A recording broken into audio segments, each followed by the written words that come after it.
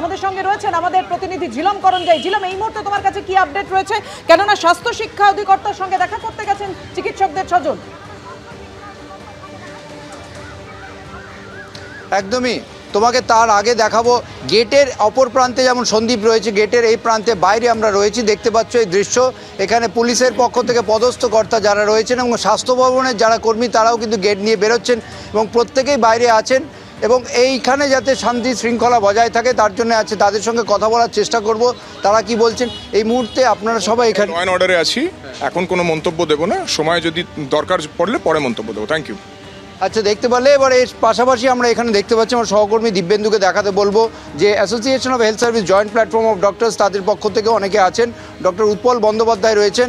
আপনারা কি বলবেন এই যে পোস্টিং নিয়ে যে বিতর্ক হচ্ছে, যে সিনিয়র রেসিডেন্টদের কেন হচ্ছে, আপনাদের কি অভিযোগ? না, এটা বিতর্কের প্রশ্নই নয়, এটা পরিষ্কার একটা প্রতিহিংসামূলক আচরণ।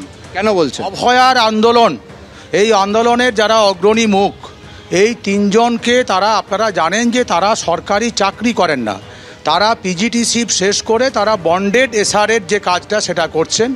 প্রথম বছর তারা মেডিকেল কলেজগুলিতে এরকম নিয়োগ পান, পরের 2 বছর হচ্ছে যে জেলা বা সাব ডিভিশন হাসপাতালে, যেটা হচ্ছে দেবাশিস হালদারের ক্ষেত্রে হয়েছে, এবং পরের আশফাকুল্লাহ এবং অনিকেতের জন্য যেটা হয়েছে যে সেটা হচ্ছে তারা এই বছর পাস করেছে। 3 মাস আগে তাদেরকে কোনো পোস্টিং এতদিন ধরে দিল না, টালবাহানা করে কাটালো, কারণ আমাদের জানা নেই।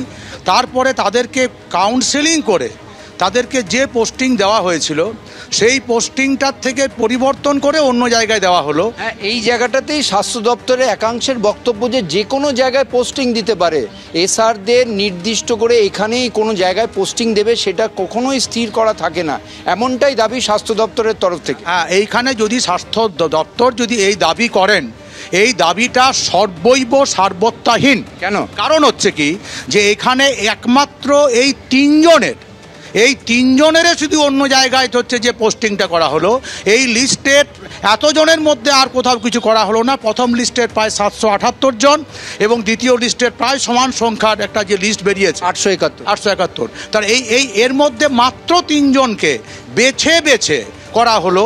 আর কারো তো কাউন্সিলিংয়ের ভিতর দিয়ে তারা যে জায়গাটা খুঁজে নিয়েছিল।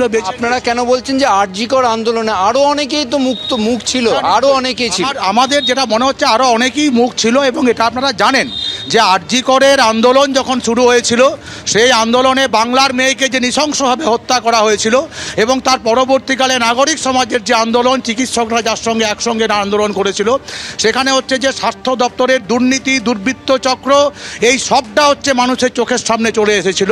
স্বাভাবিকভাবেই এই আন্দোলনের যারা অগ্রণী মুখ হিসেবে আপনারা জানেন যে যারা ছিল তাদের বিরুদ্ধে ব্যবস্থা হয়েছে। নাগরিকদের বিরুদ্ধে পুলিশি হেনস্থার তারা শিকার হয়েছে। একাধিক সিনিয়র চিকিৎসক তাদেরকে বদলি করা হয়েছে, মেডিকেল কাউন্সিলকে লেলিয়ে দেওয়া হয়েছে তাদের বিরুদ্ধে। এবং পুরোটাই এর পেছনে প্রতিহিংসা দেখছেন যেমন চিকিৎসক উৎপল বন্দ্যোপাধ্যায় তেমন অন্যান্য চিকিৎসকরা।